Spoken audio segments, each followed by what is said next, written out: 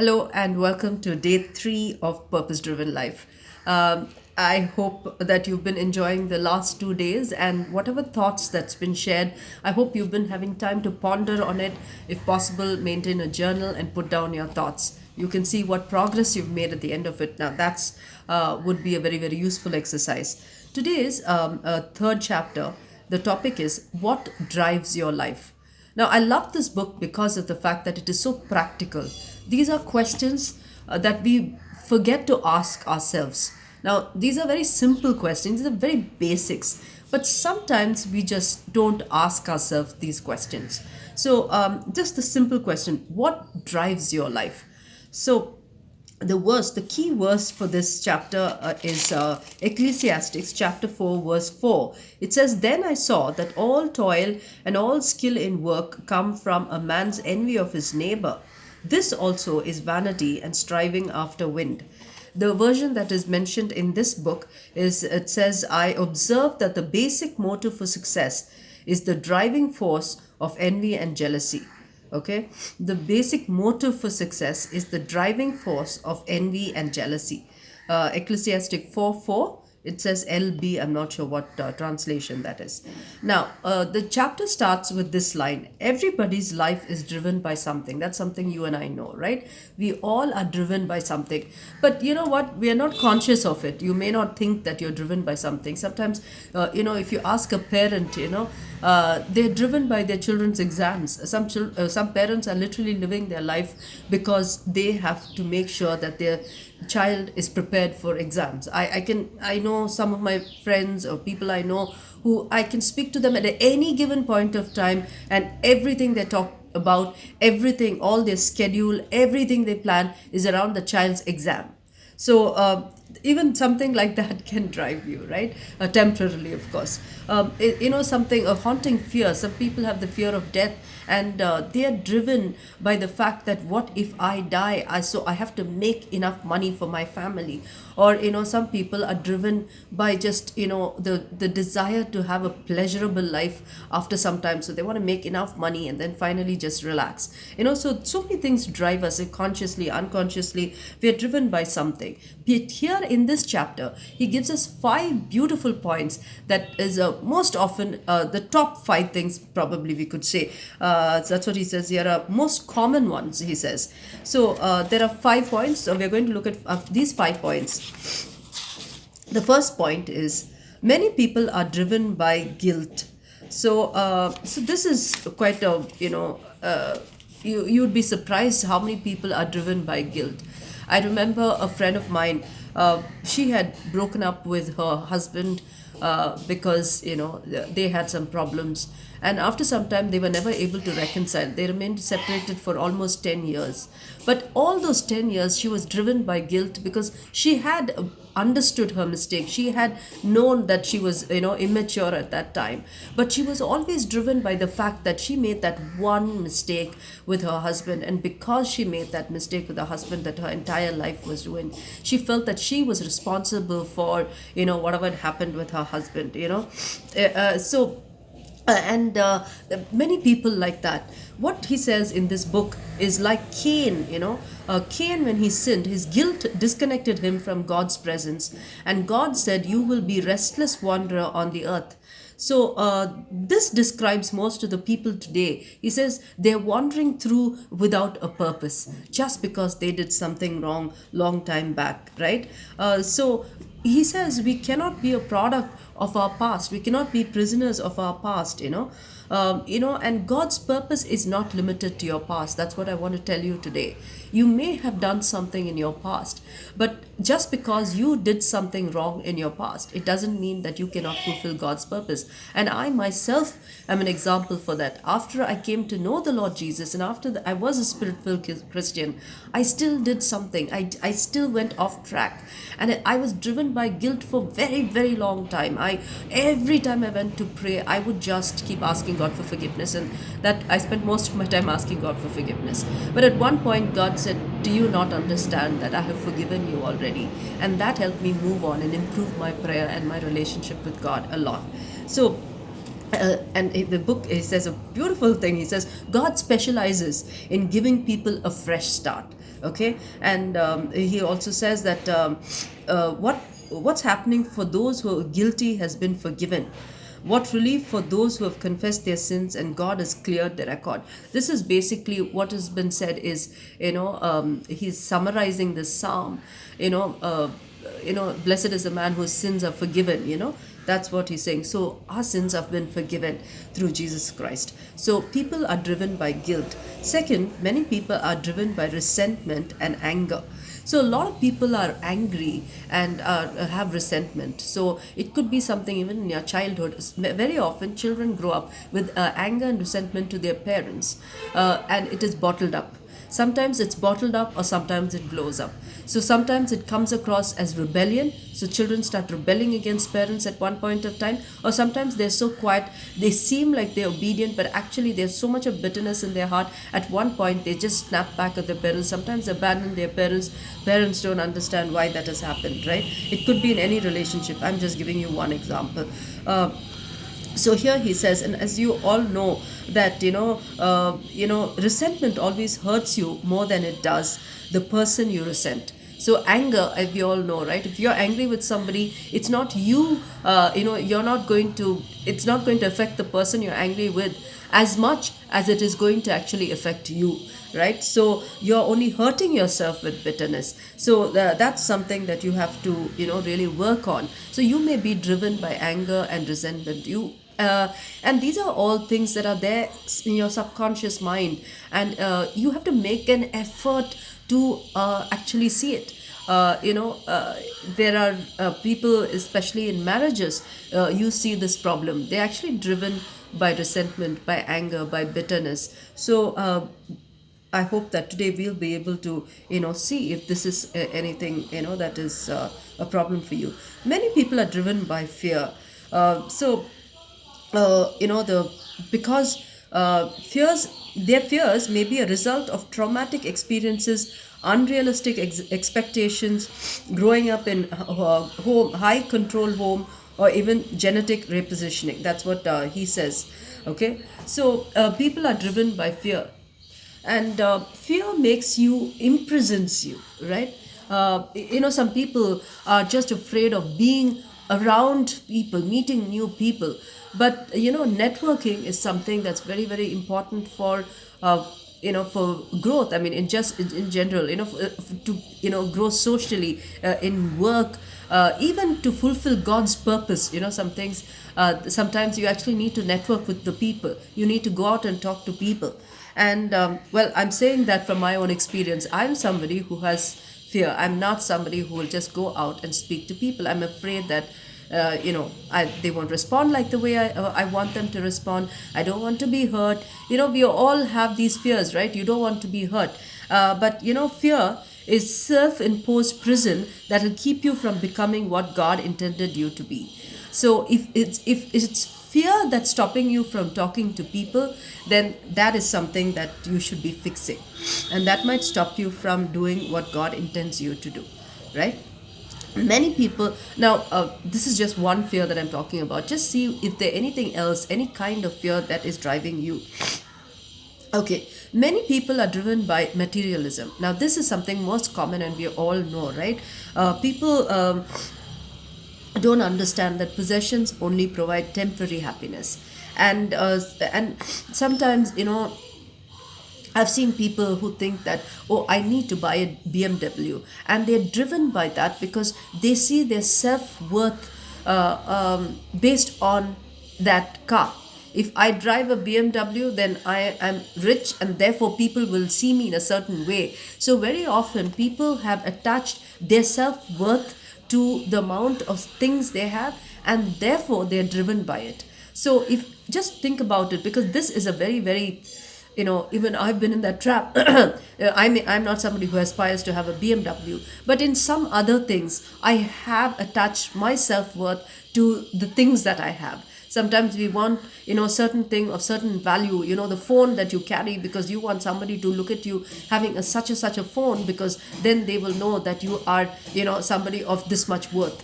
So just think about it. If you are driven by materialism, and many people are driven by the need of approval.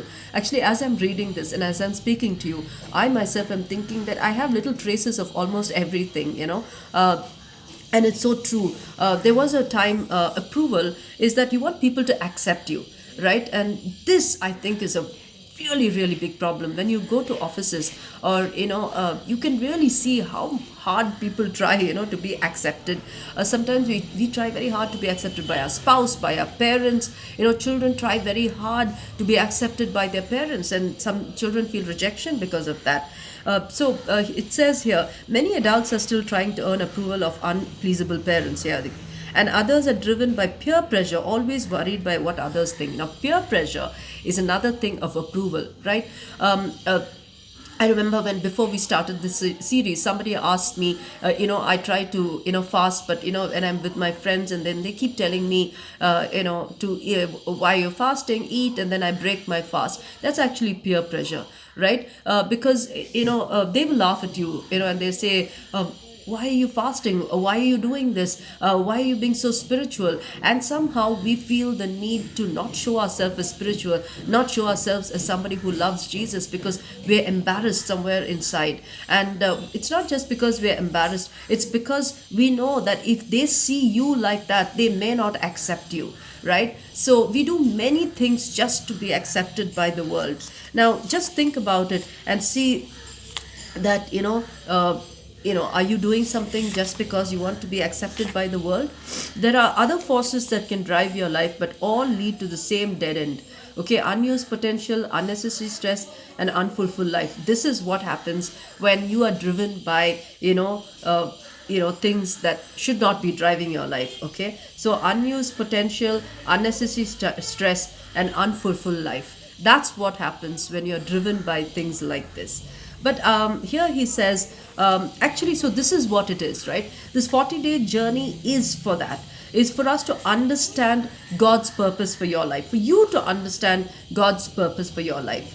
Without a purpose, life is a motion without meaning, activity without direction, events without reason. Without purpose, life is trivial, petty, and pointless. Can you imagine a life without meaning, activity without direction, events without reason? God, it sounds so horrible, right? Really, that's what our life is when we don't know our purpose and we are driven by the wrong things in life, right? Now, here we go. He gives us 5 things of what we should be driven by, right?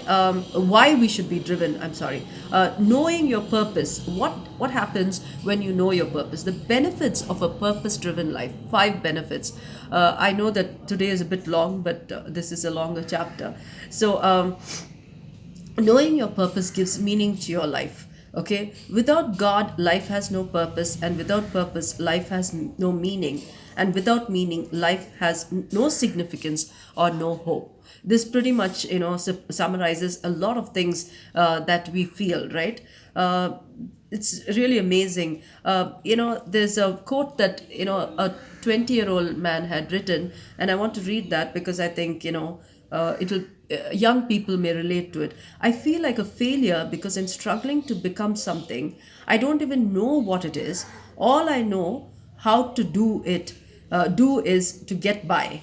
Okay, someday if I discover my purpose, I'll feel I'm beginning to live. This is what somebody had said. So now, when I say again, without God, life has no purpose. Without purpose, life has no meaning. Without meaning, life has no significance of hope. Another thing that he says in this book, in this under this topic of knowing your purpose gives meaning to life. The greatest tragedy is not death, but life without a purpose. Okay, isn't it amazing? So often how many people are going through life without a purpose, even Christians, right? And he's saying the greater thing than death is a person living their life without a purpose, right? And only when you have a purpose, you have hope. When life gets really, really miserable, why is it that a child who's writing an exam and fails an exam thinks they have to end their life? Because they don't see purpose, right? Your life purpose is not writing an exam and passing an exam. That's not your purpose. If you thought that that's your life purpose, then when you fail in that, then you think you can't move on, there's no hope. But when your purpose is about doing something greater, aligned with God's plan, then you're not so short-sighted. If you lose a job, it doesn't mean that, yeah, your life is ended. No, it isn't, right? So that's how it is. That's why it's important. Knowing your purpose simplifies your life. So knowing your purpose gives meaning to your life. Knowing your purpose simplifies your life. Okay, how does it simplify your life? Without a clear purpose, you have no foundation on which you base decisions, allocate your time, and use your resources, right? Because we don't have a purpose, we start doing a lot of things, and we becomes it becomes so complicated because we are doing too many things. But if you know that I need to just get to one place, then you're very focused. You get into your car, you drive directly to that place, you put on your maps, and you go only to that place, and it becomes so simple, right? If you did not have an address to go to, then imagine, right, how what would that drive would be like. So that's why purpose actually simplifies your life. The next is knowing your purpose focuses your life, right? You become effective by being selective. So when you put all your energies and all your effort in doing that one thing right, then you do that well. This is something that we all know. Multitasking sometimes can just like ruin everything. It's good, but very often, even at workplaces, they don't really appreciate multitasking. We have specialists for everything, right? If you want to do just one ad, there's somebody who writes, somebody who designs, somebody who checks whether everything is right, and somebody who does the coordination with the client. So everybody does a specific job, because only then can that entire work be done right. If one person does everything, it's going to get messed up. That's similarly, when you have a purpose, your life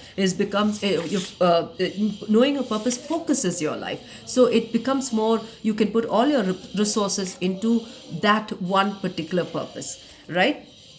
Knowing your purpose motivates your life. Okay, purpose produces passion. If you know the end result, then you can actually do much better. So if you I was just talking to somebody yesterday, and I was saying, when children have to choose which stream they want to take, art or science, if they understand the purpose for which they want to do art or science, that is, not that I want to become a doctor, but my aim is that I want to help heal people, and I want to see lives become better, then the effort that you put in to study to become a doctor becomes so much more easy. So it motivates your life. Then studying becomes easier, because actually what I want to do is I want to help people feel better, and so that purpose, that motivates you much better than just trying to just do a science stream to just become a doctor. But becoming a doctor is not the purpose. That you want to heal people is the purpose, right? Then studying medicine is not so difficult. This is just an example. Apply it to wherever you have to apply it. Knowing your purpose prepares you for eternity. Now, I think this is the most important thing. A lot of people spend their time trying to build a legacy here on earth, but actually it's a waste, right? We are going to all die. We only have enough time here to fulfill God's purpose. If we are going to be doing what is not eternal, you're going to be losing out on time. A wiser use of time is to build an eternal legacy. Okay, we are put here to prepare for eternity. Remember this. This is something that you always have to remember. We are here on earth to prepare us for eternity. We are not here to be here. We are here so that we prepare for eternity. So this is only a preparation time. So in this preparation time, if you're going to be doing the wrong things, I don't know how we're going to get through it, right? So there are only two. So he says, from the Bible, we can summarize that God will ask us two crucial questions. God will ask us two crucial questions. This is very important.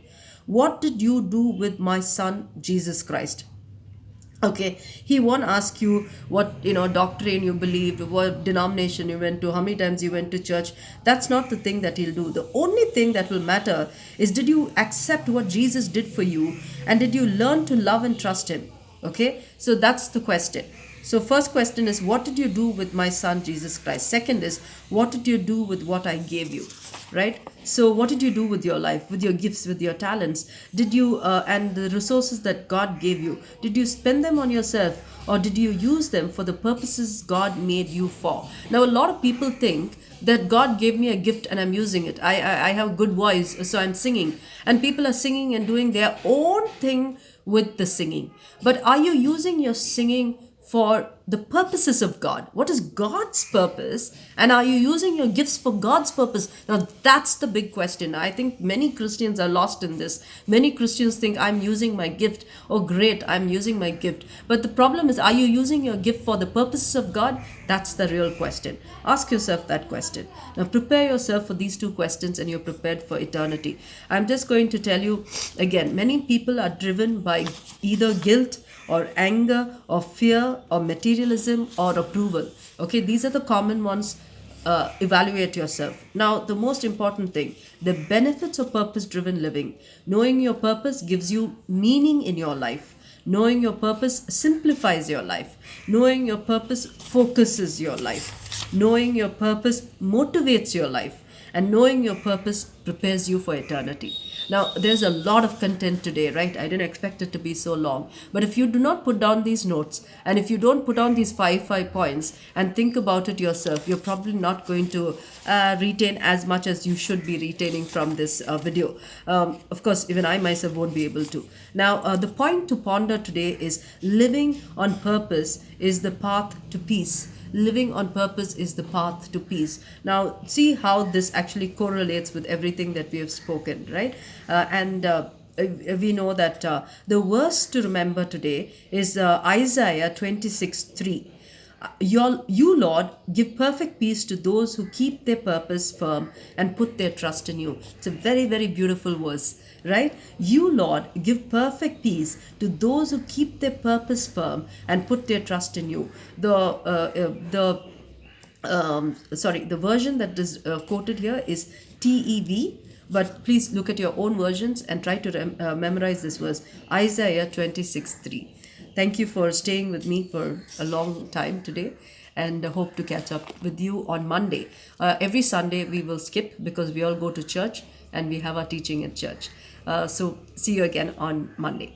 Bye.